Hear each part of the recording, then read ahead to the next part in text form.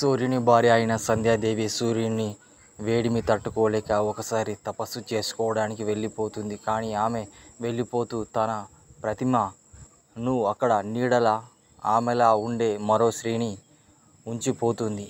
ఆమెకు మరియు సూర్యునికి జన్మించినవాడు శనిదేవుడు. అలా శనిదేవుడు జన్మించిన తర్వాత నల్లగా ఉండడం చూసి సూర్యునికి అనుమానం వస్తుంది.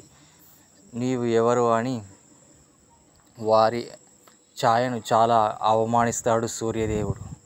చాలా అవమానానికి తట్టుకోలేక శనిదేవుడు తన క్రూర దృష్టిని సూర్యునిపై ఉంచుతాడు. సూర్యుడు ఆ చూపుకు కాలిపోతూ ఉంటాడు. స్వస్థత కొరకు శివుణ్ణి వేడుకుంటాడు. శివుడు ప్రత్యక్షమవుతాడు. శివుడు ప్రత్యక్షమై ఆ సూర్యదేవునికి స్వస్థత ప్రసాదిస్తాడు.